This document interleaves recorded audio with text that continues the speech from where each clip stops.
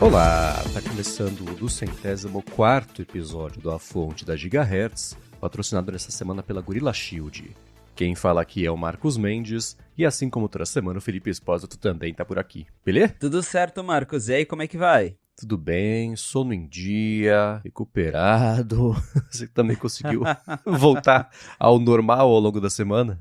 Depois de uma semana corrida, agora deu pra descansar um pouquinho mais. A gente gravou até na terça-feira, excepcionalmente, né? Que na segunda-feira não teria dado pra gravar mesmo. Aí de lá pra cá a gente já veio usando, descobrindo mais, né? A gente vai aprofundando o conhecimento sobre os sistemas. E é claro que a gente vai falar sobre isso aqui ao longo do episódio. Mas antes, começar com follow-ups que vocês mandaram das últimas semanas, que a gente semana passada nem fez follow-up pra dar tempo de falar tudo, né?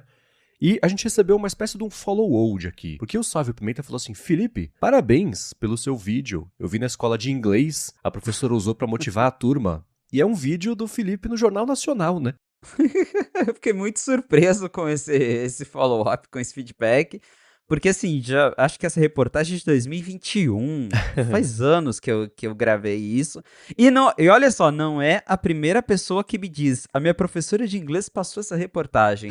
Então, aparentemente é um material já recorrente nas aulinhas de inglês mundo afora. Mas pra quem não sabe, é uma reportagem que o Jornal Nacional fez há um bom tempo, que era justamente para falar de pessoas, brasileiros que sabem inglês e conseguem trabalhos melhores fora do Brasil, e aí queriam me entrevistar para falar sobre. Eu falei, né, na época eu tava lá no 95 Mac ainda, e tá lá no Globoplay essa reportagem, para quem quiser assistir, mas legal saber que tem gente assistindo ela até hoje. Pois é, pra quem não viu, a gente vai deixar aqui na descrição. E ele falou também, Felipe, acho que seu site tá desatualizado, o felipeexposito.com, porque lá ainda fala que você é editor do 95 Mac.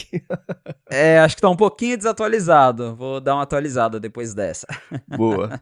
Valeu, Sávio, por ter mandado. E sobre Star City, o Edson Nakano falou: acabou For All Mankind? Então mandem as crianças saírem da sala que a série dos adultos começou. Ele fala, o clima é bem esse mesmo. Fala que For All Mankind é solar. Ele falou, me perdoe os que adoram o programa, mas cheio de heróis americanos. E Star City é tensa o tempo inteiro, é claustrofóbica, é granulada. Pelo menos os episódios que eu vi, ele disse, até agora, estão valendo muito a pena.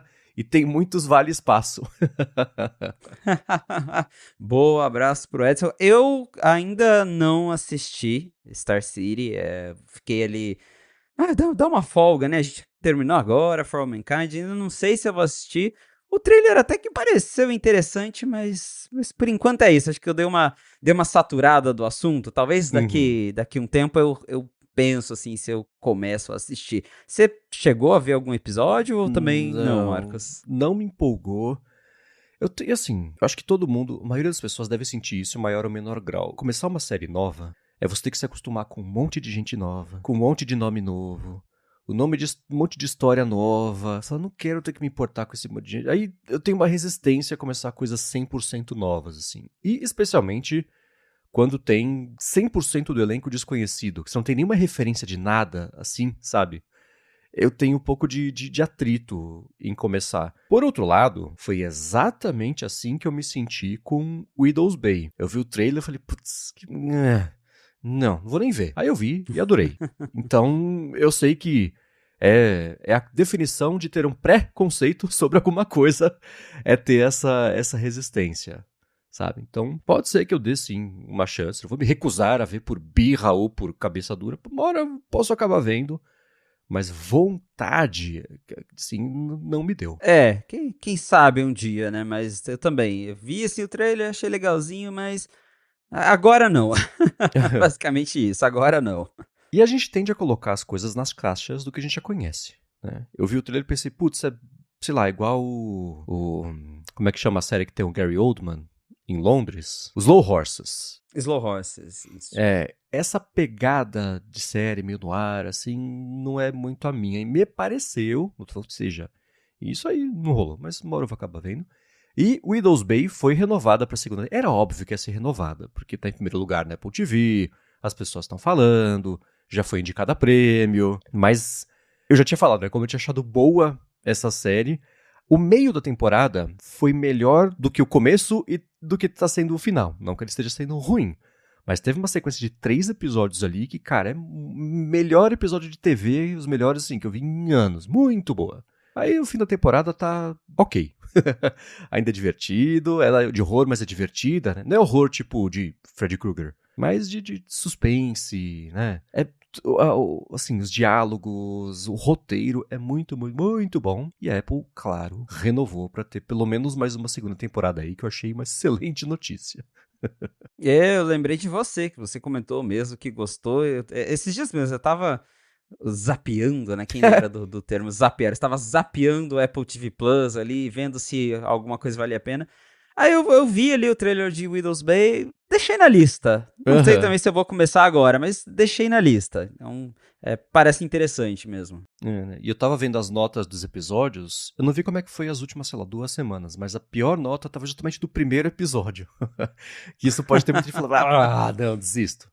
100% primeiro, justificável. né? O primeiro é aquele atrito, tudo que eu falei, né? Mas, putz, como melhora. Nossa, recomendo Cara, de novo. até, isso me lembra até Ruptura mesmo, porque alguns amigos às vezes me perguntam de Ruptura, a pessoa fala, eu vi o primeiro episódio, achei meio assim, eu falo, cara, dá uma chance, vê até o final. Né? Aí a pessoa termina a temporada, meu Deus, o final da primeira temporada. Eu falei, pois é. Todo primeiro episódio é difícil. E é raro o primeiro episódio ser sobre o que é a série, né? É muita apresentação de mitologia, de personagem, etc, etc. É muito didático tudo, sempre, né? Então nunca é sobre o que é a série. Tanto que, assim, né? Qualquer pessoa que curte muito uma série fala o quê? Assiste, o começo é meio chato, mas depois melhora. É o padrão da recomendação de série, porque é verdade, né? Clássico. Exato. Agora, a gente comentou semana passada daquele lance de troca automática de senhas, e o Mark Nass falou, né, que o Felipe comentou desse aplicativo novo de passwords da senha, de passwords da Apple, que vai não só dizer para você quando a senha foi comprometida ou é uma senha fraca, como já acontece hoje, mas vai lá, agenticamente nos sites vai trocar as senhas. E o Mark falou, quando criou a Apple, né, quando cria uma senha nova para algum site, ela simplesmente desaparece. Às vezes, quando você tá lá criando a senha, tem que preencher o campo de usuário. Aí ele fala, não entendo de sites, mas eu acredito que seja porque alguns sites separam a página do usuário da página de criar uma senha e repetir. Aí o app salva só a senha e não guarda o usuário. Aí quando a gente tenta fazer o login, o aplicativo não reconhece o usuário e não oferece a senha salva para preencher. É o que muita gente passa por isso, né? Acontece mais do que eu gostaria. E assim, eu sempre usei o 1Password. Eu tenho tentado migrar pro da Apple por conveniência, porque já tá no sistema, não tem que baixar nada, é só logar no iCloud, tá tudo ali. Mas eu ainda assim continuo salvando tudo no 1Password, porque eu sei que em algum momento, algum site não vai salvar a senha no Passwords da Apple, e aí eu salvei a senha manualmente lá no 1Password e tô garantido. Mas espero que isso fique mais confiável com o tempo, né? Mas ainda assim, no lance de trocar a senha automaticamente, assim, é beta, eu não testei, mas eu vi uma galera aqui na internet já tá falando, deixei trocar sozinho e já sumiu com a minha senha. Não. Vai esperar pelo menos a versão final do iOS, daí eu penso em testar assim em algum site para ver se essa troca automática funciona, mas por enquanto aqui tá desligado. Pra mim, isso que o Mark Nass comentou é bem verdade mesmo, né? Muita gente já deve ter passado por isso, que você sabe que você tem a senha salva, mas ele não sugere pra você de cara. Se você for lá no aplicativo de senhas e caçar a senha, ela tá lá. Mas o endereço que tá salva a senha é diferente do endereço do login, dá esses atritos. O domínio né? é diferente, né? Exato, exatamente. E eu testei, a gente gravando o ADT na semana passada, eu testei essa troca automática. Eu tentei 2 vezes já, Felipe. As 2 deu tudo errado. E tudo bem, é beta. E deu tudo errado de ele não ter conseguido trocar a senha. É beta, a gente sabe disso tudo, então pode ser que melhore e espero que melhore até o final. E a gente ainda até comentou no ADT que a gente não tem muita certeza de como que é o mecanismo da troca da senha, porque não são todos os sites em que a sua senha foi comprometida ou é muito fraca que ele vai sugerir de trocar. No meu app de senhas do iOS tem 100 e tantas senhas salvas que ele está sinalizando como, troca aí. Eu nunca troquei. Afinal, é a vida, como eu comentei lá no ADT, né? Dessas 100 e tantas, tem 5 ou 6 que ele falou, eu consigo trocar pra você, quer? Eu falei, cara, quer saber? Quero, troca tudo aí. E aí ele pede acesso às mensagens e ao e-mail, porque vai chegar código de verificação, isso tudo, né? O processo para ele fazer sozinho. Aí são 5 senhas que tal, não são 6, são 5. Aí ele tentou a primeira, aí ele ficou esperando um tempo, esperando a mensagem com os códigos chegarem. A mensagem chegou, eu vi a mensagem. Ele não conseguiu ver, aí ele desistiu. Aí ele tentou a segunda, esperando não sei o quê. A terceira ele tentou e já parou. Aí não foi nenhuma. Eu tentei assim no Mac. Aí deu uns dias, na sexta ou no sábado, eu tentei no iPhone. Deu a mesma recomendação de trocar as 5 senhas. Tem até uma barra de progressão na Dynamic Island, quando você pede pra trocar, porque é uma coisa que demora. Então vai lá, vai fazer alguma coisa, na hora que você volta vai estar trocado, né? É o que ele fala. Ele nem passou do primeiro. Eu pensei, bom, no iPhone, o iPhone tá aqui, né? Vai chegar a mensagem com o código, ele vai ver. Mesmo assim, ele não conseguiu, nem deu timeout de ter ficado esperando. Aí eu cansei e falei, então dane-se, deixa pra lá. Então, nesse momento, pra mim, tanto no Mac quanto no iPhone, não funcionou não. Aqui eu vi que ele tá sugerindo troca automática de 15 senhas, mas eu também fiquei, deixa pra outra hora. E o recurso, a ideia é muito boa, o recurso é muito bom. Não é torcer contra, não é que não presta, não é que é porcaria, só não funcionou. Então vamos ver se ao longo dos próximos betas funciona, mas a ideia é boa. Imagino que, como o Mark mesmo falou, deve também envolver os próprios sites se adaptarem para fazer funcionar, igual o próprio autofill mesmo, né? Depende do site fazer tudo bonitinho para funcionar, então talvez até a versão final mais sites estejam prontos para esse recurso, né? Sim, foi isso até que a gente especulou. Deve ter site que segue algum tipo de padrão específico, que é esse o que a Apple consegue fazer o passo a passo e que mais sites, conforme o tempo for passando, vão passar a usar esse padrão justamente para poder deixar vira um padrão, né? Para poder deixar a coisa mais azeitada. E o Android pode fazer uma coisa parecida, seria ótimo, né? Vamos ver. Se já tiver no Android, vocês falem pra gente, tá? Agora, sobre controle parental, o Thiago Ferraz falou, a gente brincou, né? Controle parental, vamos lá, passaram um tempão falando no começo e etc. E eu tenho uma teoria, eu já falo sobre ela.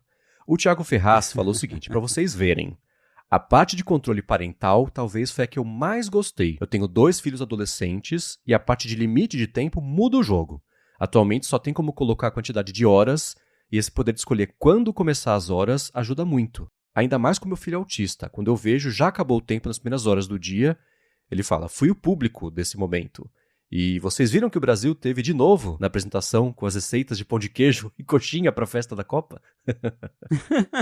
Pois é, Thiago. Eu acho que também envolve muito isso da questão de perspectiva, de público, né? Eu não tenho filhos, então talvez também por isso que eu vi essa parte e falei, pô, é a parte de ir no banheiro, né? Aqui não tem nada que eu vá usar no meu dia a dia. Mas para quem tem, com certeza viu grande valor nessa parte. Inclusive, eu sei que a própria Apple levou algumas pessoas, né, blogueiras, influencers, que são conhecidas por serem mães. Eu vi algumas dessas pessoas lá, então, com certeza, o plano já era esse, né? Divulgar ali um recurso específico para quem é pai, mãe e usa os aparelhos da Apple. Então, para essas pessoas deve ter sido interessante mesmo. E realmente, assim, tiveram muitas referências ao Brasil, né? A hora que fala do jogo, daí, fazer os snacks, aí aparece a coxinha, o pão de queijo. Falei, bacana, né? E teve brasileiro também na apresentação. Uma das mulheres que apareceram apresentando, acho que lá já pro final, a parte de Apple Intelligence, ela é brasileira, e nas sessions da WWDC, as sessions que saem para os desenvolvedores, tem uma, eu não lembro se é, não é do Short, não vou lembrar agora, mas depois se eu lembrar eu mando pro Marcos o link. Que o cara legal. É brasileiro e ele coloca até um par de havaianas assim na mesinha dele, assim no fundo. Deu, lá, brasileiro! Mas bem legal ver essa presença do Brasil ali dentro da Apple. Sim, mas esse lance do follow-up do Thiago, que eu falei que eu tinha uma teoria, é o seguinte, a Apple não associou isso diretamente na apresentação. Mas controle parental e chatbot, are you getting it? Não são duas coisas separadas, são a mesma coisa. A gente chama responsabilidade, né? Porque não teve muito, durante a apresentação, não teve a Apple falar, olha, a gente sabe que as pessoas podem dar uma pirada conversando com IA, então estamos fazendo aqui controles mais estritos e etc, etc, etc. Não teve essa parte. Mas depois, fuçando no código, o Aaron Paris, que é consultor lá do Mac Rumors, encontrou referências, lá tá no código. Você não quer dar um tempo, não? Vai fazer outra coisa. Não é assim, tá? Tô exagerando aqui. Mas sessões muito compridas de conversa com a carangueja nova, ela vai sugerir de você parar a conversa e fazer alguma outra coisa. E tem um lembrete, a carangueja nova não é um ser humano, tá escrito isso, pra ajudar, porque tem gente que, a gente já falou sobre isso várias vezes, tanto aqui quanto em outros podcasts. Tem pessoas que, por infinitos motivos, são mais vulneráveis e ficam mais vulneráveis a esse tipo de conversa, estão num momento mais sensibilizado e desenvolvem uma dependência grande ali emocional, assim como a gente desenvolve dependência emocional com série, com podcast, com livro. Tem gente que acontece, né? E a Apple não falou sobre. Então, esse lance de controle parental no comecinho, sem associar diretamente, eu acho que também teve um pouco a ver, porque ia ter muito lá na frente sobre outras coisas que representam para algumas pessoas algum tipo de risco, sabe? Então, acho que essas coisas estão meio mais juntas do que a gente deu de início. Pode sim. Inclusive, eu, né, vi algumas entrevistas que saíram depois do Craig Federighi, a gente até vai comentar mais pra frente sobre, mas uma parte que me chamou a atenção foi que ele até brincou, né? Ó, a gente não fez a nova carangueja pra ser sua namorada. E ele até compara com outras IAs, né, que já existem, que ele diz, a maioria das IAs que tem por aí, elas são feitas pra engajar, que é aquela coisa, né? Você faz uma coisa, ela te dá a resposta e já te engaja numa pergunta e fica perguntando pra você continuar ali usando e dando informação. E a carangueja, não. Ela responde o que você precisa. O Marcos brinca até às vezes com um pouquinho mais de resposta, mas eu realmente percebi que ela em nenhum momento fica perguntando, quer mais alguma coisa? O que você acha de eu te dar essa resposta agora? Não, ela responde o que você perguntou ali e meio que morre o assunto. Então, realmente a Apple seguiu essa abordagem, mas, lembra que isso aqui é uma assistente, não é uma pessoa, não é seu amiguinho, não é seu psicólogo, que sim, tem gente que acaba, né, levando isso para um outro lado e a gente já viu casos por aí que pode ser perigoso, então faz sentido a Apple também talvez ter usado essa parte do controle parental para falar que eles têm esse cuidado, que eles fazem diferente. E agora, já voltando ao que eu comentei mais cedo, eu encontrei aqui a session, mandei o link pro Marcos, é o Daniel Niemeyer, que ele fez uma session justamente sobre como integrar os apps com a nova carangueja. E ele é brasileiro, fui atrás, né, do LinkedIn dele e tem ali o parzinho de Havaianas lá na mesinha dele, achei bem legal. Muito bom, que legal. Aliás, as sessions, por que será, né? Muitas sessions tinha origami em cima da mesa. Dobra, desdobra, Então... Olha as referências. Pois é. Isso das IAs ficarem perguntando o tempo inteiro, faz uns meses eu participei de uma palestra, de um painel com o Ednei Souza, o Internei, né, que tá na internet desde sempre aí. E ele fez uma observação que eu sempre penso nela, né, que as pessoas ficam conversando com a IA, aí fala, quer que eu faça isso? A pessoa fala, sim. Quer que eu faça isso? Sim. Aí ele fala, cara, quem que tá virando robô agora? É a IA ou a pessoa só falando sim, sim, sim, sim? Pô, tá aí, inverteu completamente, isso faz total sentido. E em algumas interações, a carangueja nova faz isso de tentar ser proativa e pergunta se quer que faça alguma coisa. E eu tava vendo, acho que foi o Mac Power Users, que o Stephen Robles estava mostrando as interações que ele tinha feito já com a carangueja nova, etc. E teve uma que acho que ele tava fazendo no iPad ou no Mac, não sei, que era para renomear arquivo. Pega esses arquivos aqui e dá uma olhada aqui no conteúdo e quais são... Me ajuda a renomear. Aí a carangueja deu uma lista dos 5 arquivos com os nomes novos. Ela falou, quer que eu faça? Aí ele falou, nossa, quero. Ela, não consigo. Tenta aí manualmente. Então ainda tem um pouquinho de carangueja antiga nela. Falou, você sugeriu, cara. Eu tava quieto aqui, você perguntou se você... Eu não consigo. Então... Então ainda pode acontecer esse tipo de coisa. Aconteceu comigo também, inclusive, algumas ações que ela dá a entender que vai fazer e no final, não consigo, não sou capaz de fazer. Acho que deve ser mais questão de ajuste mesmo, porque assim, pra resumir muito, pelo que eu entendi, eu não cheguei a fuçar códigos, mas dentro do iOS hoje ainda tem as 3 caranguejas. Tem a carangueja bolotinha, tem a carangueja arco-íris e tem a carangueja nova. E mesmo a carangueja nova, ela ainda usa a carangueja antiga para ações rápidas, que é o timer, toca a música, que horas são? E já aconteceu, por exemplo, aqui, deu, sei lá, pedir para acender a luz do quarto e quem tentou responder foi a carangueja nova. Ela me gerou uma resposta super aleatória sobre luzes e eu, tipo, não, eu só quero que você acenda a luz. Então eu acho que eles ainda estão ajustando, tipo, qual comando vai pra carangueja antiga, qual comando vai pra carangueja generativa. Então, acontece. E isso, usando o clichê da Meta, é um problema difícil de resolver. E foi o que fez quando a Alexandra, para não ativar essa caixinha de ninguém também, ela lançou a Alexandra Plus. As pessoas falaram a mesma coisa. Cara, eu peço pra fazer uma coisa ela passa para a IA generativa e começa a pensar e responder uma coisa nada. O que é a probabilidade maior de que seja uma resposta do ChatGPT quando você fala acende a luz? Ah, a luz foi inventada? Pode acontecer. Porque o próprio sistema que decide o que é um comando e o que é uma consulta, ele também é uma IA baseada na arquitetura Transformer que calcula probabilidades, né? E a gente vai passar por isso, certeza, tanto nas interações por voz, quanto assim, do Mac, pelo menos, a gente vai falar já de impressões, mas pelo menos por enquanto tá acertando. Mas vai acontecer de você falar Chrome, e ele falar Chrome, é o Google Chrome que foi feito.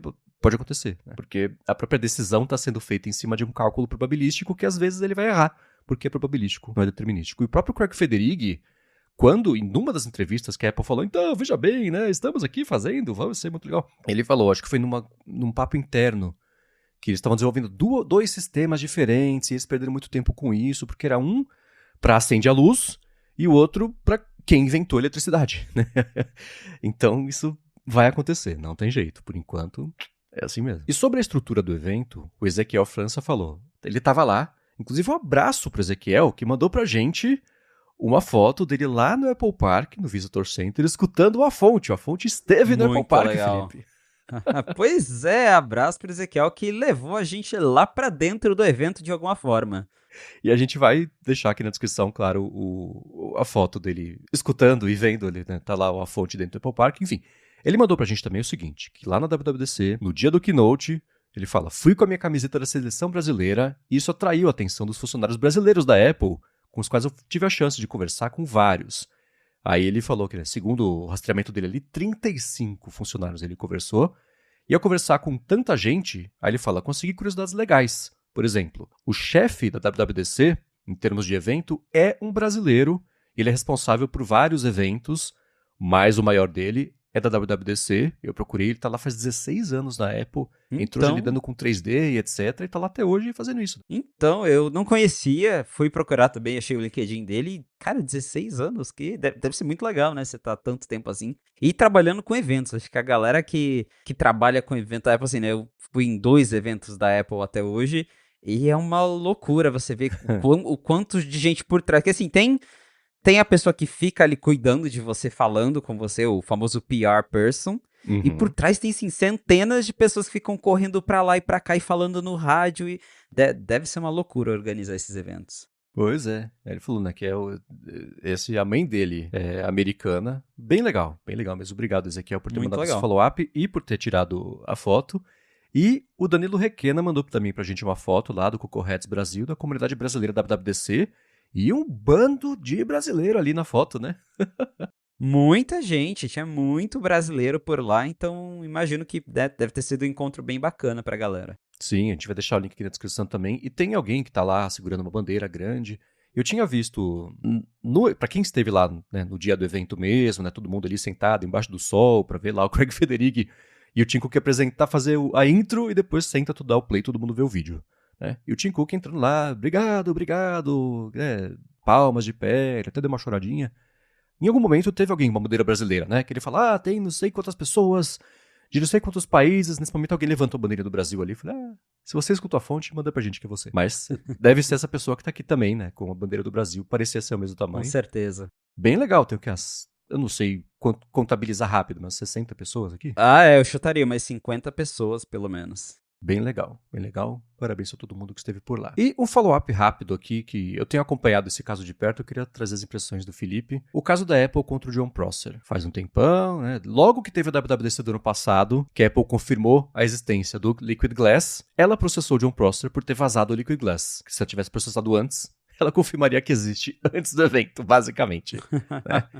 E durante os primeiros procedimentos todos, a Apple disse que, pelo que ela apurou, o John Prosser pagou um cara, que é o Michael Ramaciotti, pra secretamente, estava na casa de um cara, funcionário da Apple, o funcionário foi dar uma volta, ele pegou lá no iPhone dele, tirou as fotos, mandou pro Prosser, o Prosser fez o vídeo, né?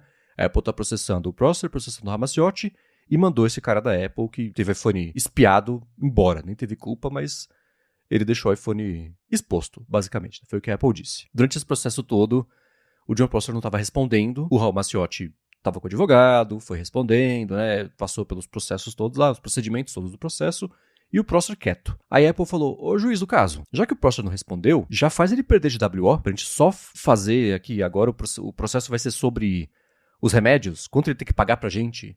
Uma das coisas que a Apple tá falando, ele não pode nunca mais cobrir a Apple no canal dele.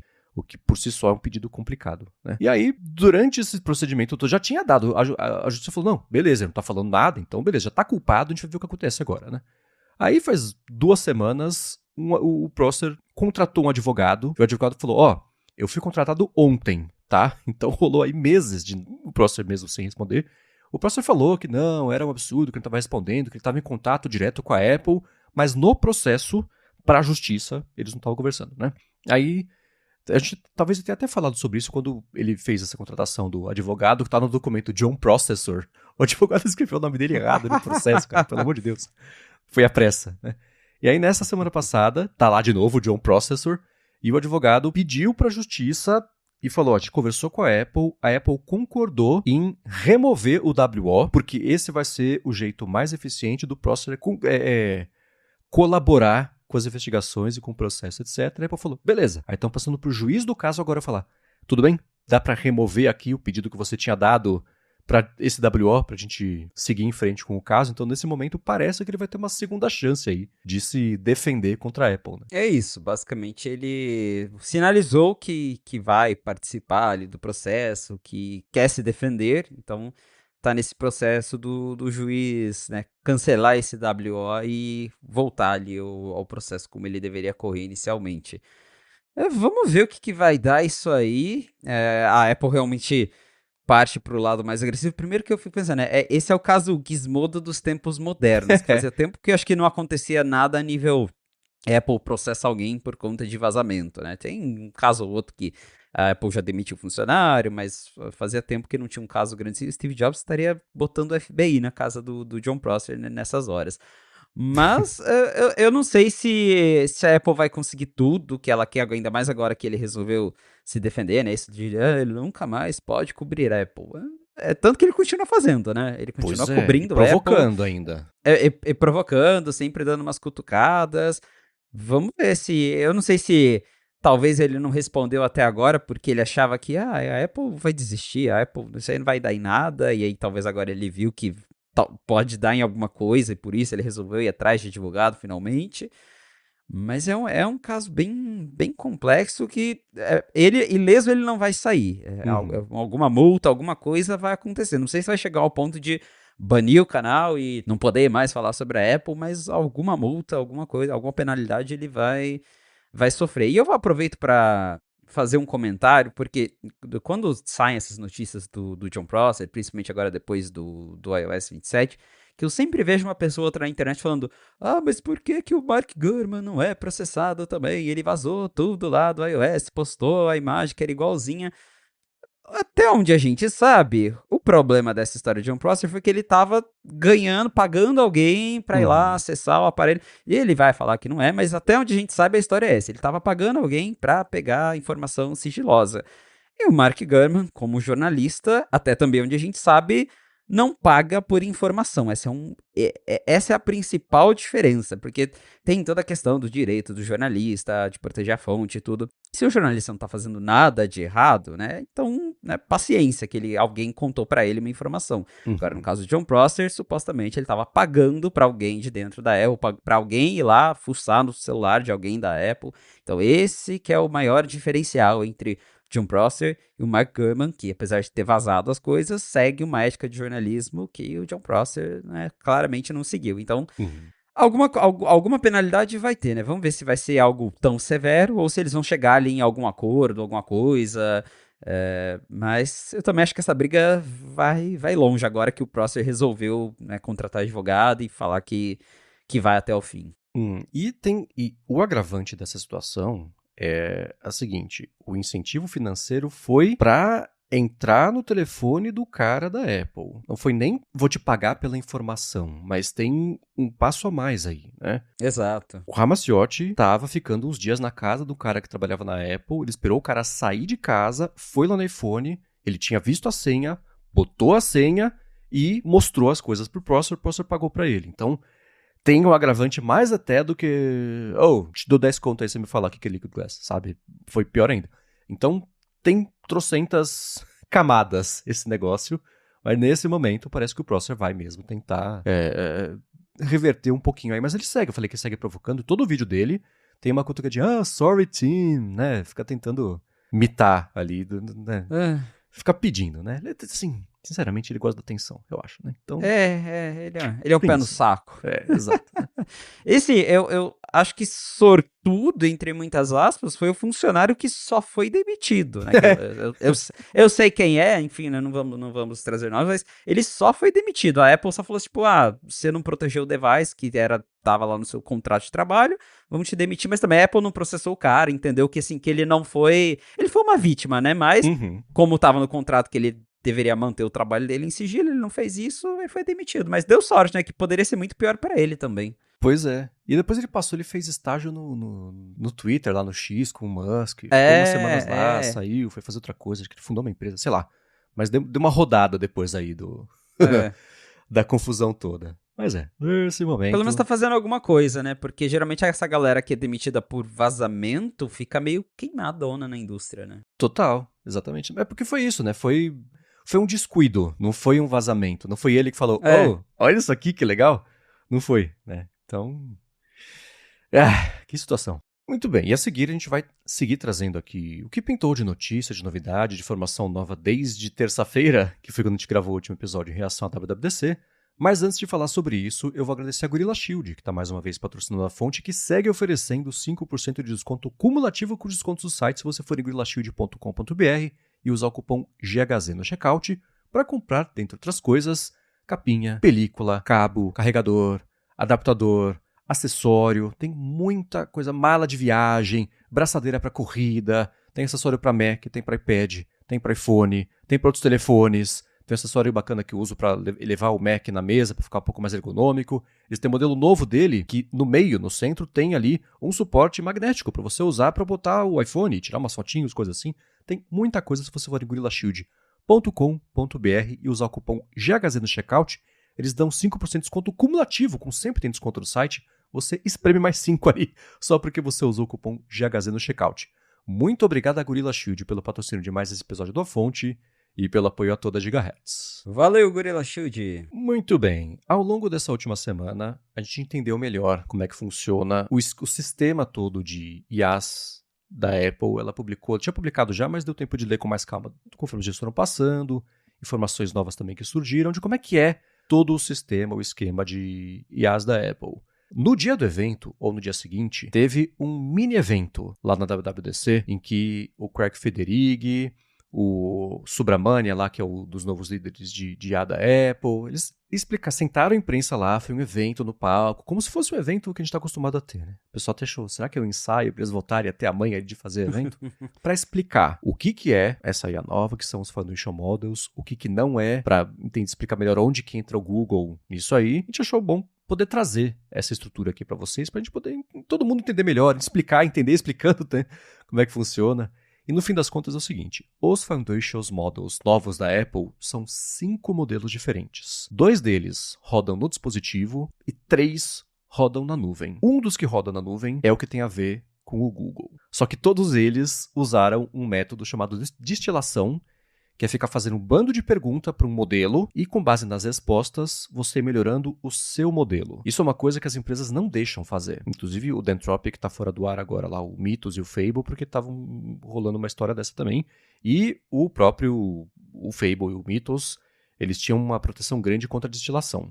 No caso do acordo da Apple com o Google falou, beleza, vai lá e faz. Então, nem no caso que é Gemini, ou Gemini, de fato é. É o que ajudou. Mas vamos lá. Eles têm um modelo de 3 bilhões de parâmetros, pequenininho. É o AFM3 Core. Esse modelo, ele é o que já tinha no Foundation Models da Apple, tinha lá já um modelo desse rodando. 3 bilhões, é levinho. Você pergunta, ele ativa os parâmetros todos e ele responde. Existe um outro que é o AFM3 Core Advanced. Esse tem 20 bilhões de parâmetros, que é uma coisa incomum para dispositivos de consumo normal. Né? De 20 bilhões não roda, geralmente, assim, de terceiros, num Mac com 12 GB de RAM. Ele fala, não cabe, não consigo, é muito grande. Né? Porque precisa carregar os parâmetros todos, etc. O jeito que a Apple fez, ele é um modelo esparso, que é um jeito de, apesar de você ter 20 bilhões, dependendo da pergunta, você ativa só alguns parâmetros. A Apple falou, ativa de 3 a 4 bilhões por pergunta. E assim você consegue usar um modelo gigantesco, só que pequeno ainda, para poder rodar. E isso é o oposto de um modelo denso, que é o que ativaria todos os parâmetros de uma vez só. Tá? E a Apple fez de um jeito, a gente já tinha falado outra vez aqui sobre Mixture of Experts, que é assim, você tem um modelo de 20 bilhões de parâmetros. Muito basicamente, desses 20 bilhões, 3 bilhões seriam especialistas em matemática, 3 bilhões em ciência, 3 bilhões em culinária. E aí você faz a pergunta, ele ativa só o especialista certo para poder te responder.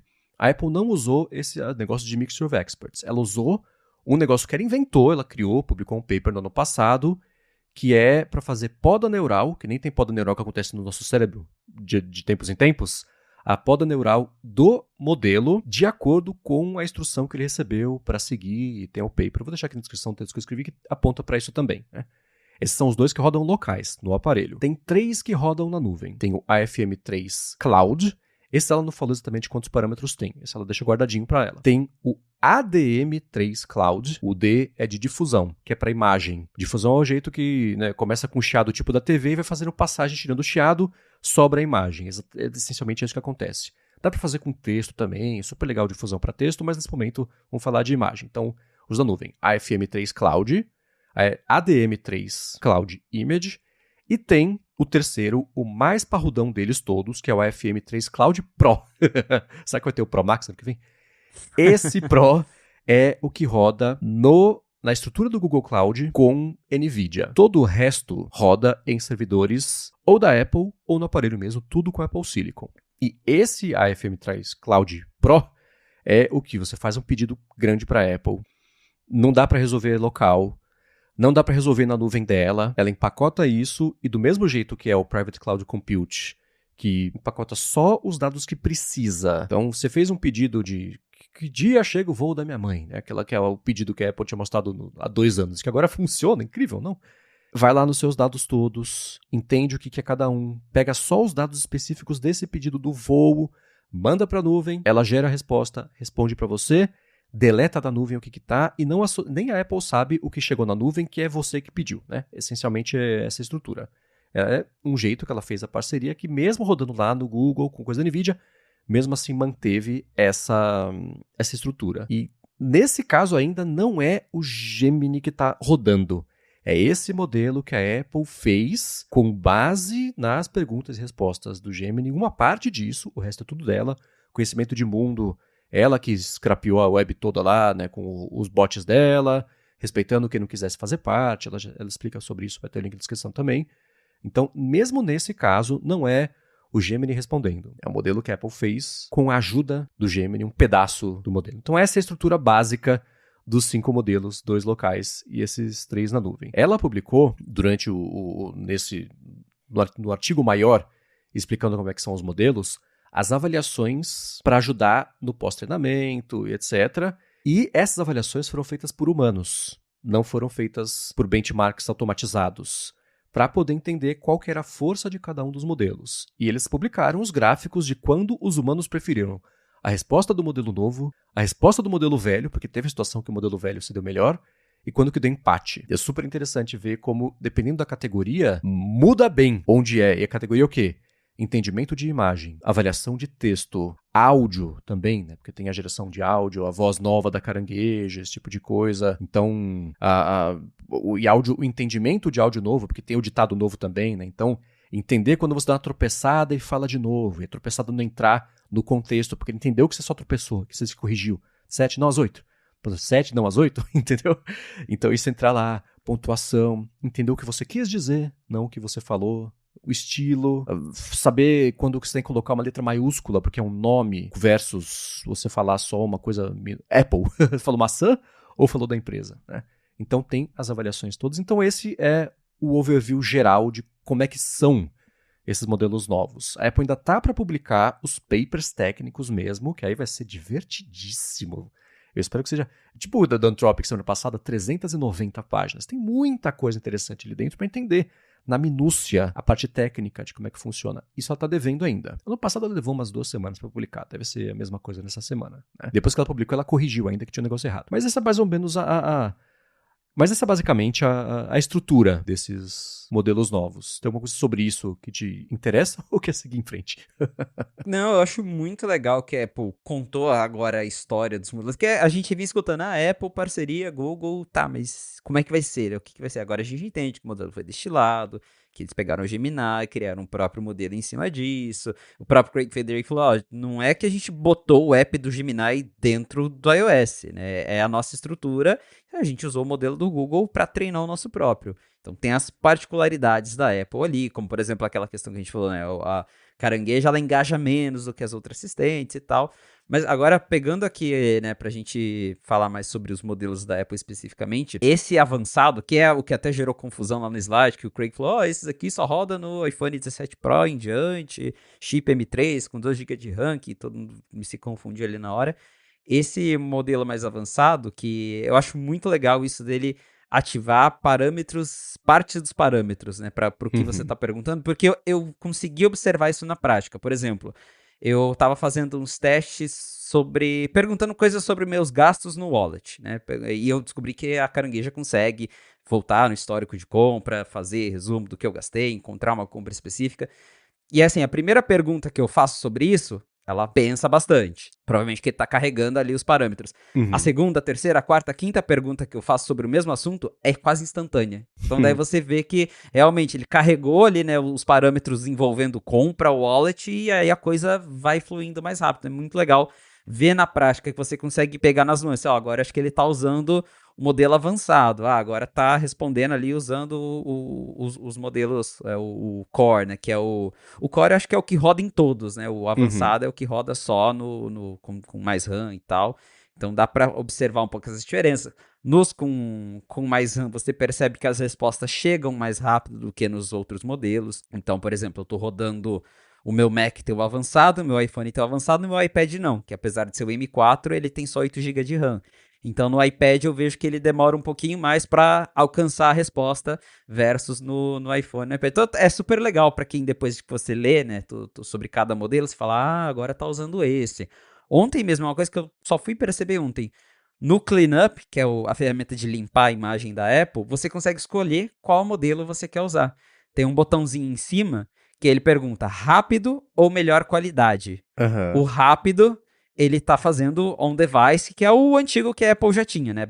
Limpava ali meio de qualquer jeito, eles até falaram, é melhor para coisas mais sutis, né? Tirar uma manchinha e tal, que faz ali na hora sem precisar de internet. Aí quando você coloca no avançado, provavelmente ele tá usando o ADM3, que daí ele manda pra nuvem, processa, tem a barrinha de progresso. Então é super legal observar, né? Quando que a Apple usa cada um. E aí também vem até um post que eu fiz no Threads ontem, que eu sempre vejo a galera, mas se é Gemini, se tá usando internet, por que não liberar pra todo mundo, né? A questão é que a internet, que o servidor, ele é o último recurso de todo esse processo. É justamente isso, o servidor é caro e com todos esses modelos, a Apple consegue reduzir custo. O servidor é só, tentou por esse, não respondeu? Tá, daí joga pro servidor. Num device mais antigo, ia ter que jogar tudo pro servidor, ia aumentar a demanda, ia aumentar pedido, ia aumentar custo. Então, existem várias camadas. Tenta no modelo menorzinho, não respondeu? Agora vai para esse. Não respondeu? Agora vai para esse. Só depois que joga lá para a nuvem. Então, é bem interessante conforme a gente vai usando a nova Carangueja, que aí você percebe pela velocidade, o tempo que demora, que tá rolando ali uma troca de modelos. Mas muito legal toda essa parte técnica que a Apple explicou ali sobre como funciona. E também, né, nessas entrevistas que o Craig, o Joseph, eles falando que, por exemplo, né, eles tocaram até no assunto das demos da Keynote, falando, a gente fez demos reais, gravando a performance, e quando a gente gravou, a performance estava, né, inferior ao que está agora, e a ideia é que melhore ainda mais até a versão final. Então, super legal, né, observar essas nuances, esses detalhes técnicos mesmo. A gente vai deixar aqui na descrição para quem quiser ver mais a fundo e torcer para publicar logo a parte mais técnica. Mas é isso, né? O processamento que acontece no aparelho, ele ainda é bastante importante e significativo, e dos modelos novos ele é melhor. É por isso que só dá para deixar lá na última milha o que é que tem que rodar, o cálculo mesmo que roda na nuvem, porque não rodaria local. Porque aí você tem, sei lá, que seja, vou chutar um número aqui, tá? 1 trilhão de parâmetros versus os 3 bilhões que rodam no dispositivo, ou de 20 para ainda assim rodar de 3 a 4. Então 1 trilhão é um grau de magnitude acima, e esse teria que rodar na nuvem mesmo, que esquece rodar no dispositivo. Né? Que é diferente, e isso é uma coisa que eu acho que ela vai fazer cada vez mais, de falar o seguinte: o dispositivo é a chave para, não só o dispositivo, mas as suas informações com o dispositivo são as chaves para a utilidade do modelo fazer o cálculo bem feito na nuvem. E cada vez menos depender da nuvem, poder fazer isso local, porque aí vira a IA é o dispositivo e não a nuvem. Isso mata quem tem... Mata não, mas começa a competir e fazer uma diferença grande para quem tem a IA que só roda na nuvem com acesso aos dados o tempo inteiro. E aí que entra a parte de privacidade que a Apple vai poder martelar bem, porque a dela tem mesmo essa diferença, mesmo quem for usar, por exemplo, as coisas do Google, né? Ela explicou que não é batendo no Google, mas sim batendo assim no servidor do Google, mas sim usando uma parte da estrutura e do conhecimento que pôde usar. Né? E tem uma outra diferença. Aliás, Felipe, hoje é segunda-feira, estamos perto de completar 24 horas que a Siri foi liberada para mim, segue indexando. Olha! No Mac eu não vi, eu nem sei onde ver se está indexando ou não, mas no iPhone segue indexando. E por que eu estou falando isso? Porque essa vai ser a outra chave, acesso ao seu contexto, às suas informações de um jeito privado e útil. E mesmo formando para a nuvem, assim que usar, deletar e não associar você aos dados que foram mandados a seu respeito, que é exato oposto de tudo que acontece com essas outras IAs todas. E eu quero ver como é que vai ser, porque nesse momento não está muito claro ainda, a diferença da experiência entre usar a carangueja no meu Mac e no meu iPhone. Porque eu sou a mesma pessoa, a maioria das vezes. As informações que estão em cada um dos dispositivos são diferentes. Ele indexa e pega as informações com base no que está lá. O calendário, tudo bem. O calendário está sincronizado no Mac e no iPhone. Beleza. O e-mail não. No Mac eu uso o mail.app. No iPhone eu uso o Gmail, que nesse momento, até onde eu sei, não está exposto à carangueja nova. Então eu acho que a utilidade que eu vou tirar das interações vai ser diferente dependendo do aparelho que eu for usar. Que é basicamente o que é hoje em dia, né? Você fala, carangueja da TV, faz um timer. Ela fala, o que é timer? Não sei. Então eu tô curioso para ver como é que ela vai lidar com isso, porque essa base de conhecimento vai ser diferente entre aparelhos, e a vantagem é manter privado, mas a desvantagem é que fica privado. Vamos ver. Inclusive, eu fico pensando se aquele lance que a Apple fez, acho que no 26.4.5, não lembro agora, mas em alguma atualização ela lançou aquela busca no iCloud, que um aparelho consegue buscar online no iCloud. Pode ser que isso sirva para carangueja no futuro conseguir buscar o e-mail que está no seu Mac quando você pergunta do iPhone, por exemplo, talvez algo surja, mas hoje realmente não funciona. A base de conhecimento é local de cada device. Então, vai funcionar melhor para quem realmente está 100% inserido no ecossistema Apple de iCloud, né? Usa o iCloud Mail em todos, usa o iCloud Foto em todos, usa tudo no arquivos do iCloud Drive, porque daí sim você tem os mesmos arquivos girando em todos os seus aparelhos, então a base de conhecimento fica mais parecida. No seu caso, vai ser interessante observar justamente porque você tem uma diferença maior aí do que você usa no Mac versus o que você usa nos outros devices. E a galera tá indo à loucura com esse negócio de indexação, né? Que o pessoal tá, o meu tá indexado faz uma semana, o meu tá não sei o que lá, até agora não terminou.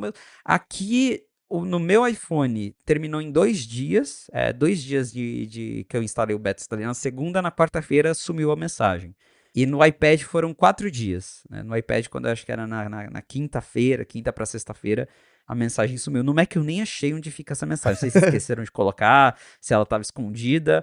Mas agora eu sinto que realmente as informações estão mais precisas. Que nos primeiros dias eu perguntava qual foi a última foto que eu tirei em tal lugar. Daí mostrava uma foto que era mais recente, ou que era, enfim, que não era a resposta certa. Mas agora sim as respostas estão bem mais precisas. Então essa parte da indexação ela vai fazer muita diferença de fato para você utilizar a carangueja nova, porque daí não vai ser só, né, o BLAD e a generativa, vai ter de fato ali o conhecimento sobre tudo que você tem no aparelho. E, cara, eu venho testando várias coisas, dos exemplos mais cretinos aos que realmente eu uso no dia a dia. Uma coisa que eu até fiz junto com o William Max, abraço pro William, inclusive, a gente fez uma brincadeira. A gente voltou na Keynote de 2024 para ver tudo que eles falaram de carangueja na época. E primeiro que é bizarro aquela Keynote, assim, né? Um monte de nada com coisa alguma, que nada daquilo era real, né? Era só, não tinha uma demo, era só slide e tal, e promessas, mas tentando repetir os exemplos, né? Perguntando aquelas coisas. E finalmente a Carangueja tá respondendo boa parte daquilo que foi prometido. Ontem mesmo eu fiz uma experiência super legal. Tinha uma amiga voltando de viagem, e aí eu perguntei pra Carangueja, quando que ela chega em Londrina? Aí ela, olha, baseado nas informações que eu tenho da conversa de vocês, ela tá em São Paulo agora, ela falou que vai pegar o voo tal hora. O voo que bate com esse horário que vai pra Londrina deve ser esse voo aqui. Nossa! E realmente era o voo dela, pegou o voo, que era o voo da Latam, tal, de Londrina de São Paulo, Guarulhos pra Londrina. E então, assim, funciona, é muito legal, é bem legal ver os exemplos lá que a Apple deu 2 anos atrás, finalmente funcionando. Então não é sempre que acerta, né? Tem, igual eu falei, pedi para acender a lâmpada, me gerou um blá sobre a lâmpada, então, mas em geral tá sendo muito bacana a experiência. Nossa, porque então ela consultou, pegou a informação do horário e foi na base de voos, basicamente, para ver qual que era o horário, origem e destino, e falou, putz, deve ser esse com base nisso. Basicamente isso, cruzou várias informações, pegou o voo e falou, ó, com base no horário, na conversa, onde ela falou que ela tá em São Paulo, falou que vai chegar em Londrina mais ou menos nesse horário, o voo que bate é esse. E era Caramba. mesmo o voo que ela tava vendo. E ainda falou assim, ó, o voo saiu com 4 minutinhos de atraso. Deu a informação muito legal. Excelente, legal. Eu tenho, né, testado ao longo dessa semana, por enquanto só muito mais no iPhone, porque é aquilo de consultas rápidas que eu faria com a Carangueja antiga, do tipo, eu tava vendo um vídeo do Leonard Cohen em 85, eu falei, ô Carangueja, quantos anos o Leonard Cohen ia ter em 85? E é uma coisa que ela até fazia a antiga, que o que mais me impressionava era isso. Então ele pegava a data de nascimento, subtraía uma coisa.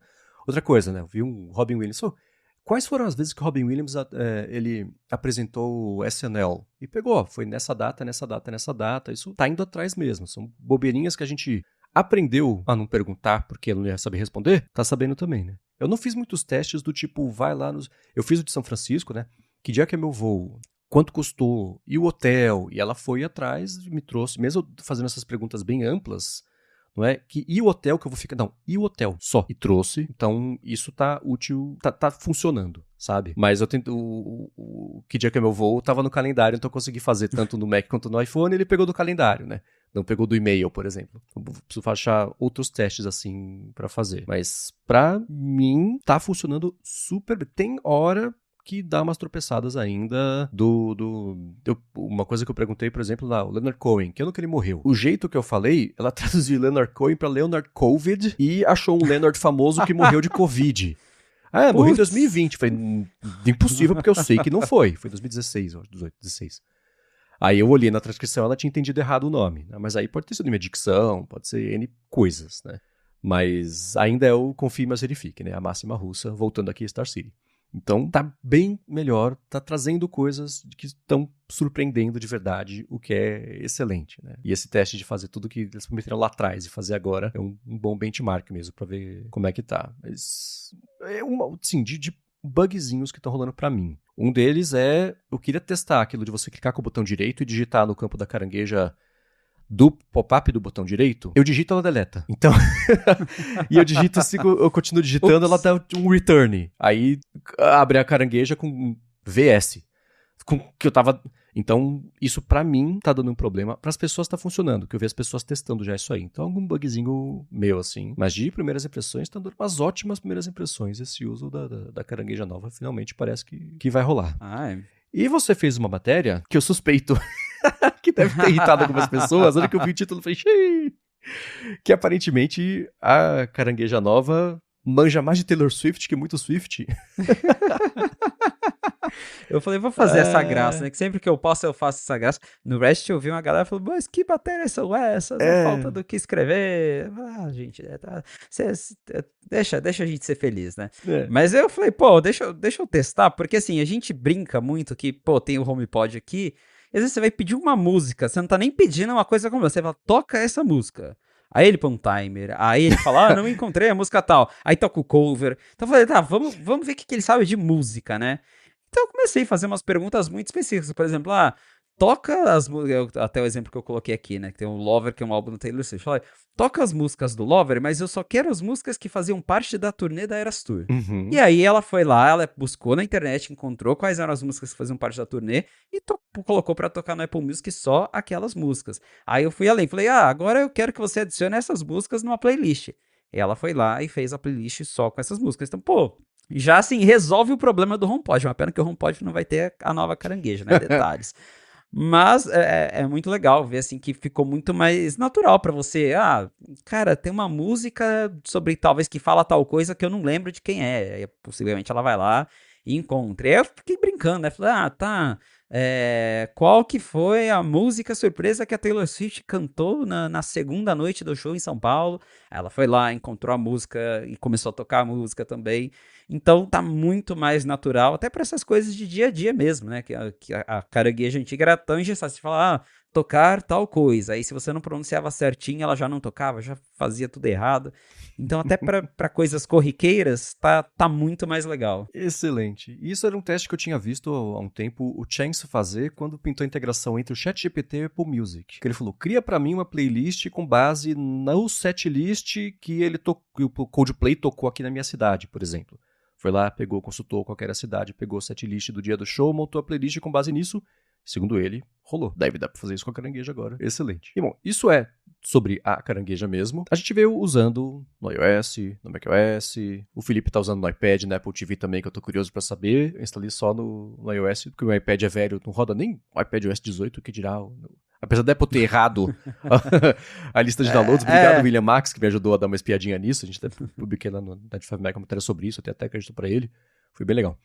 Mas, no caso do iOS, tenho pouco a reclamar. Tá rolando super bem no meu aparelho, o beta, pra mim. A única coisa, a gente comentou semana passada, anexar a imagem no Slack. Isso não tá funcionando. De resto, pra mim, tá tudo funcionando bonitinho. No Mac tá com um probleminha ou outro, né?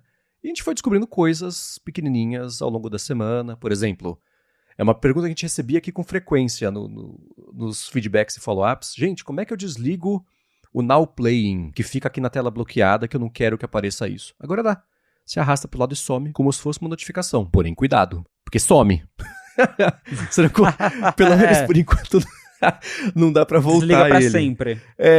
Não é bem... É assim, você arrasta, sai. Ele sai tanto da tela bloqueada quanto da Dynamic Island também, porque é basicamente o mesmo processo que tá rodando, né? O mesmo Now Playing. Então você acaba com isso. E não dá pra voltar manualmente, mas é por aplicativo. Então tô ouvindo no Overcast, tirei o Now Playing, fui pro YouTube, aparece o Now Playing do YouTube. Se eu quiser tirar também eu tiro. Volto pro Overcast, se faz pouco tempo, ainda assim não aparece. Mato o Overcast, abro de novo e dou play. Não aparece, mais uma hora volta. Então não tem muito controle sobre isso ainda. Então quem arrastar pro lado por engano vai ter que esperar pra voltar, e quem arrastar e se arrepender, lamento, tem que esperar também pra voltar. Nesse momento, o Beta 1 não tem como voltar, né? Tem coisas que o Gurman falou que vai chegar já já, a gente pode até falar daqui a pouquinho sobre isso, mas diz suas impressões agora que você já tá usando há uma semana. Como é que tá pra você? Tá muito bom, tá surpreendentemente bom, o que já mostra que todo o papo da Apple de focamos em desempenho, em melhorar a estabilidade, é realmente isso. Eles passaram um ano tentando arrumar a casa e dá pra ver muito bem. Que logo, quando se instala, né, qualquer atualização do iOS, tem aquele primeiro momento que tá indexando, o celular fica quente.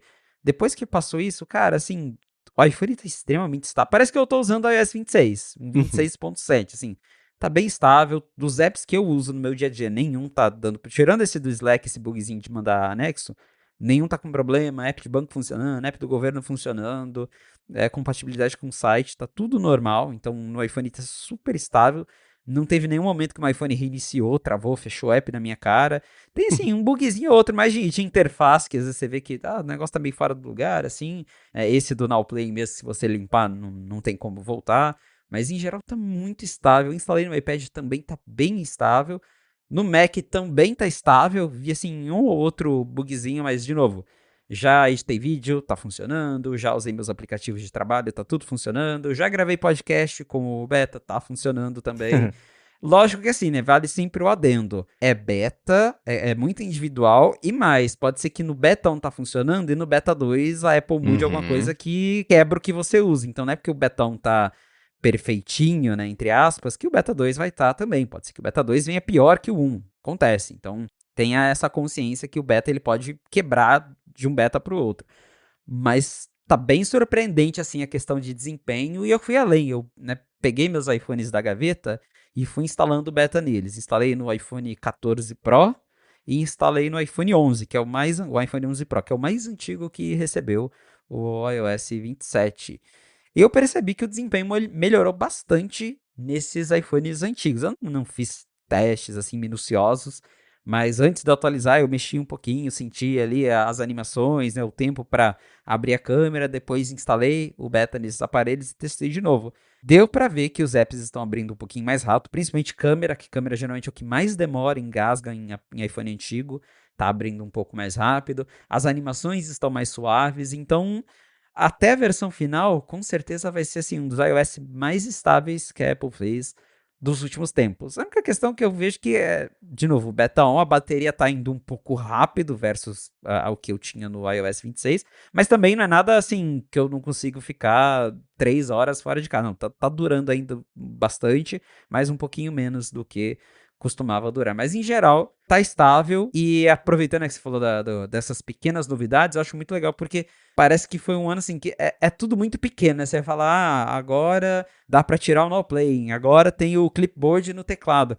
Mas você vai juntando cada coisinha pequena, são coisas muito legais, que fazem diferença no dia a dia. Uma coisa boba, assim, que eu fiquei super feliz que a Apple finalmente arrumou. O botão pra você acelerar áudio no iMessage. Que até tinha, só que era super escondido. Você tinha que segurar, aí ele abriu o pop-up, aí você escolhia a velocidade, e às vezes não funcionava direito. Agora tá igual o WhatsApp. Você tem o botãozinho ali, 1x, 2x, ele vai, funciona. Então são coisas muito pequenas, mas que assim, que eu já sinto que agilizam muito o uso do sistema no dia a dia, fora a questão do desempenho. Então, tá, para um betão já tá super legal. Eu até acho assim que é bem provável que logo depois do beta 2 já deve sair um beta público, que eu lembro que ano passado o beta público saiu assim no final de julho. Provavelmente que né, o iOS 26 estava meio cagadinho, Liquid Glass, uma mudança maior. Esse ano eu acho que vai ser assim, um beta público que sai super rápido, porque a primeira versão já tá bem estável. Eu lembro, todo ano tem essa história de que o beta 2 ou o beta 3 que é o caótico, porque o primeiro beta deve ter sido exportado no meio de maio, né? Tava pronto lá, esperando, etc, e é isso que a gente tá, né? O segundo beta geralmente é muito próximo do WWDC a ponto de não ter dado tempo ainda de corrigir os bugs que começaram a reportar quando começou o primeiro beta. E o terceiro é que o bicho pega porque é pra começar a mexer mesmo ali na fiação e no cabeamento, mas então tem esse adendo de que garantia de resultado passado não é garantia de resultado futuro, sabe? Esse lance não dá pra saber. É caso a caso, né? Mas tomara mesmo. Pra mim, no Mac tá mais chatinho, mas é porque, óbvio, eu uso 80% do meu dia é gasto do Mac, né? E no iPhone é bem menos, né? Bateria no iPhone, eu passei o fim de semana com ele desplugado e, assim, ontem à noite ele falou, deu 20%, tá? Você não quer parar de usar? Então, beleza, não carreguei nem no sábado nem no domingo. Então, pra mim, até a bateria tá mais sob controle. Eu usei bastante no fim de semana o iPhone. No Mac tem umas coisinhas chatas. Por exemplo, é uma bobeira, mas tá me tirando do sério porque eu esqueço todo dia. Download, você faz download de alguma coisa. A lista de downloads, ela sempre foi ótima para pegar o arquivo que eu baixei e arrastar para uma pasta, para não ficar na minha pasta de downloads. Eu faço isso 60 vezes por dia. Eu tô xingando 60 vezes por dia, porque agora acontece o quê? Eu clico no arquivo da lista de downloads para arrastar para uma pasta, ele arrasta a janela de pop-up. Ele descola do pop-up e vira uma janela. E eu não consigo arrastar o maldito arquivo que eu baixei para a pasta que eu quero. Aí eu tenho que ir lá, clica na lupa, ele abre a pasta de downloads, aí eu tô com o arquivo selecionado e vou para onde eu quero. É uma bobeirinha, mas tá me fazendo levar 3 vezes mais tempo do que eu levava antes para fazer. E eu esqueço, todo dia eu esqueço. Então é muito memória muscular, né? Então isso tá meio chatinho. Uma coisa que para mim tá funcionando perfeitamente é esse negócio da carangueja nova morar dentro do Spotlight e entender quando eu quero abrir alguma coisa, quando eu quero fazer uma pergunta. Isso está funcionando bonitinho. Aliás, o Spotlight está funcionando bonitinho. O que melhorou muito, né? funciona. Agora eu digito, ele acha que eu tô digitando, que conceito, não, que incrível, porque tava triste. Eu tinha desistido do Spotlight, tava usando o Raycast por causa disso. Aí eu desativei o Raycast, agora eu tô usando o Spotlight pra testar. Agora, nesse momento, funciona. Seja lá o que eles fizeram de refazer toda a indexação, agora funciona. Deve ter sido, Felipe, aquela coisa de que, sim, essa indexação devia estar funcionando do jeito que ela é, desde que apareceu o Spotlight no macOS, sei lá o quê. Ah, é? Porque que ano que ia dar pra parar e fazer do zero esse negócio? Esquece. Nunca. Porque é trocar a asa do avião com o avião voando, né? Nem a roda do... Aí fizeram nesse ano e parece que está funcionando. Não tive nenhuma experiência ruim até agora com uma semana de uso. Daqui a 6 meses, na hora que tiver mais coisa junto, vamos ver, tá? Então, também no macOS, ainda bem que tá estável, porque não ia dar tempo de... Eu ia instalar no Mac Mini, que a Perplexity me mandou aqui. Eu falei, não quer saber? YOLO, vamos lá. E botei no Mac principal e já gravou.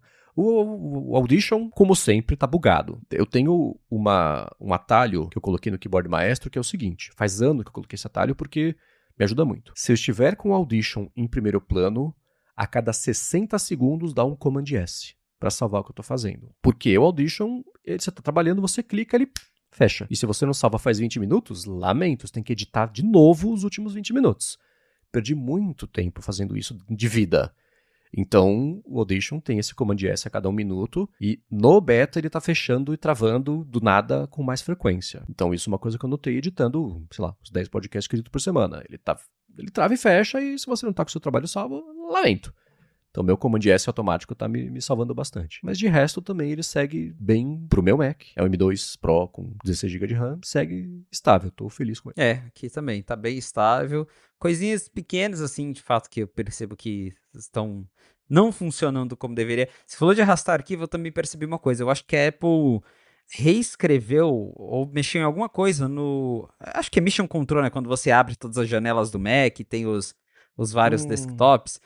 Quando eu arrasto o arquivo, tipo, pra uma outra janela, eu não consigo soltar o arquivo na outra janela. Tá. Isso tá me irritando, porque, por exemplo, eu trabalho com o Final Cut em tela cheia, daí eu pego um arquivo do dock ou de um vídeo e jogo pro Final Cut. Eu não tô conseguindo fazer isso com o Final Cut em tela cheia, eu tenho que tirar ele de tela cheia, que senão não funciona. Mas aceitei os termos ao instalar um beta no meu Mac, mas no geral, assim, o Mac não tá travando, não tá desligando sozinho, não é nada que não seja contornável, né? Chatinho, mas nada que não dê ali pra contornar e fazer a coisa andar. Isso, bem lembrado. Obrigado, Felipe. O Space está cagado. Tá ruim. É, isso. Ele tá difícil. Eu trabalho, geralmente, eu escrevo com o Ulysses em tela cheia, um Space só pra ele. Beleza. Aí quando eu vou passar pro CMS lá, pra fazer o post mesmo, formatar bonitinho no Net5 Mac, o que eu faço? Eu coloco em tela dividida, com o Ulysses bem no cantinho da direita e o Safari ocupando o resto do espaço. Aí entra a minha etapa de usar o Grammarly, por exemplo, para corrigir uma coisa ou outra, copiar o texto, jogar no Safari. Aí eu dou um quit mesmo, eu fecho o Ulysses. Ele não fecha. Quer dizer, ele fica quântico, porque ele fecha, mas ele segue lá. Mas o processo acabou, tá bizarríssimo. Aí eu vou lá na tela dividida, no semáforo, e dou o fechar. Ele fecha o Ulysses, mas a tela continua dividida. Aí eu tenho que tirar a tela dividida do Safari, aí o Ulysses ele esquece que estava aberto. Aí eu abro. Então isso tá meio pentelho. E a administração toda de Spaces está bem cheia, não só de arrastar, mas eles mexeram alguma coisa que eles refizeram a base do Spaces e precisa melhorar. Eu noto que se eu tô com a tela dividida, se eu clico em um app e depois em outro app, a divisão, né, a fronteira entre os dois, que geralmente tem o arrastadorzinho, ou ele aparece ou ele some. Quando some, aparece o wallpaper lá no fundo. Então tem alguma coisa que tá bugada nele. Bem lembrado. Ainda bem que você falou do Spaces, porque teria passado batido aqui. Não tá impedindo o trabalho, mas tá agarrado, sabe? O tempo inteiro você tem que ficar fazendo isso. Bem lembrado. E a própria animação do Spaces, não sei o que eles fizeram, que tá ruim, tá feia. Porque antes você tá com o Spaces aberto, você coloca lá pra você mexer no Mission Control entre um e outro. Eles mudaram a animação e tá estranho agora. Isso eu não tô gostando. Espero que eles mudem também e voltem. Porque tá momento. Bem lembrado. Spaces dá pra melhorar. Não tá impossível de usar, mas tá agarradinho. Exato. E você publicou na Macworld na semana passada, no fim de semana, não vi quando foi, mas um artigo dizendo que o macOS vai ajudar a Apple a vender ainda mais MacBook News, uma tonelada de MacBook News. Por quê? Justamente pelo assunto que nós até falamos, pô, né, a Apple dedicou tanto tempo para isso, controle parental. Lá nos Estados Unidos, principalmente, em que MacBook New é super baratinho, é mais acessível. Cara, agora com essas ferramentas novas que a Apple lançou, de você conseguir gerenciar melhor o tempo que seu filho passa em cada categoria de aplicativo, que no horário da escola é permitido algum aplicativo, que depois não pode, vice-versa. Isso aí deve ajudar o Neil a fazer ainda mais sucesso do que ele já vem fazendo, né? A gente já viu que ele está sendo o primeiro laptop de muita criança lá fora. Eu vi alguns vídeos de alguns pais postando, falando, é o primeiro MacBook do meu filho e tal. Então, com esses novos recursos que a Apple anunciou, né, para controle parental, isso deve ajudar a alavancar ainda mais, ali, a fazer com que o MacBook Neo seja uma escolha ainda mais certa para pais que querem dar um laptop para os seus filhos, né? Que é uma plataforma ali muito mais fácil agora de gerenciar do que outras que a gente já tem, né? Existem até alguns aplicativos externos para controlar que site a criança pode acessar, mas geralmente é ferramenta complicada de usar. Então, né, se é complicado, muita gente não usa, daí não adianta ter, né? No caso da Apple, a gente sabe que tá ali já no sistema, não tem que baixar nada, é fácil de usar, seu pai já usa iPhone, fica fácil de gerenciar de longe. Então, a ideia do artigo foi abordar como que esses recursos de controle parental que a Apple anunciou com o macOS 27, que também, né, chega para iOS, iPad e Mac, eles devem tornar o New muito mais apelativo para pais que estão procurando dar um laptop para seus filhos. Olha, não tinha nem associado essas duas coisas, que legal. E quem tem... Aliás, pessoal que tá usando, que comprou o MacBook Neo, faz tempo que a gente fala sobre ele, né? Como é que tá o uso? Comentem com a gente, falem pro gigahertz.fm/feedback como é que tá, mas pode crer, né? Excelente. E isso a Apple também não fez muita associação entre uma coisa e outra, deixou ali subentendido, porque ela não tem Neo pra vender, né? Vamos ser sinceros, tá sem. Exato. Eu acho que ela até parou de dar destaque no site. Verdade, né? O melhor Mac que ela lançou, mais bem aceito nos últimos anos, ela finge que não existe. Porque na loja ela tá voltando agora a conseguir ter. Curiosíssima a situação. Mas e de resto, como é que tá o desempenho em outros aparelhos que você tem testado? Você tá rodando betas em mais do que só o iPhone e o Mac, né? No iPad também tá bem estável, não tive nenhum grande problema, nenhum grande bug, tudo que eu uso tá funcionando normal. Na Apple TV eu instalei também, e assim, a Apple TV não mudou quase nada. Eles redesenharam o podcast, o aplicativo podcast está mais parecido com a interface do Music e do Apple TV. Eles sumiram com os aplicativos da Apple TV, geralmente tem aquele menuzinho no topo, né, que é as abas no topo. Aquilo lá sumiu, agora é tudo na lateral, igual o Apple TV já é assim no tvOS 26, que é um menu lateral, que ele fica compacto ou expande. Agora o Music é assim, o podcast é assim, então acho que esse virou o padrão da interface das guidelines da Apple para aplicativos do tvOS. A Apple diz que o desempenho melhorou, realmente eu senti que as animações estão um pouquinho mais fluidas e é isso, não tem mais recurso novo no tvOS, não mudou nada. Também o que eu pude testar de aplicativo de streaming está funcionando normal, mas a Apple TV também é bom ter um cuidadinho, porque se atualizar não tem como restaurar, né? Não dá pra fazer downgrade. Então, sempre com muito cuidado. O Apple Watch mesmo eu não mexi, né? Apple Watch, ainda mais que eu durmo com o Apple Watch, vou pra academia, então se gastar mais bateria já acaba atrapalhando ali o meu ciclo. Eu vou deixar pra instalar quando sair o beta 2, um beta público, daí eu me sinto um pouco mais confiante. Mas, de novo, a experiência com os betas tá muito tranquila. Às vezes eu até esqueço que eu tô usando o beta. Daí, vez ou outra, falar, tem um probleminha chato aqui. Mas, no geral, tá muito tranquilo. Boa. Pra mim tá parecida essa experiência mesmo. O Apple Watch é tão chato de instalar que eu lembro no ano passado, 2 semanas que saiu o oficial, eu falei, tá bom, vai. Porque ele vibra feio, né, quando você não tá com ele. Dá uma bronca em você, a hora que você coloca e não tá atualizado. É um grrr, tem que atualizar, grrr, tentei e não consegui. Nossa, tá bom, então eu atualizo. Então, e a Apple TV, a minha, acho que ela nem é compatível. A hora que for sair também eu vejo, porque não tem tanta coisa. Vamos ver. É claro que sim, 2 coisas. Pra quem tá usando e teve experiências diferentes das nossas, gigahertz.fm/feedback. E para quem tá curioso ou curiosa sobre alguma coisa, quer que a gente responda, gigahertz.fm/feedback também. Os links de tudo que a gente comentou ao longo do episódio vocês encontram em gigahertz.fm/fonte/204 ou também no player de podcasts aqui que você está usando. Obrigado a quem deixa reviews, avaliações, quem recomenda a fonte, quem manda feedbacks, follow-ups, perguntas, comentários, impressões. E obrigado a você, Felipe, por semana após semana ajudar todo mundo, inclusive eu, a fazer sentido do que está saindo lá de Cupertino. Valeu, Marcos, e obrigado, audiência, por ter ficado com a gente até o final de mais um episódio do A Fonte. E se você quiser me encontrar nas redes sociais pra gente bater um papo, é só me procurar no @felipe.exposto lá no Instagram e no Threads. Boa, para falar comigo, MVC Mendes. Eu apresento por aqui o Área de Trabalho e Área de Transferência, eu apresento para a Lura o IA Sob Controle, e os meus textos vocês encontram no 9to5 Mac. Obrigado mais uma vez pela audiência de vocês, e a gente volta na segunda que vem. Um abraço e até a próxima.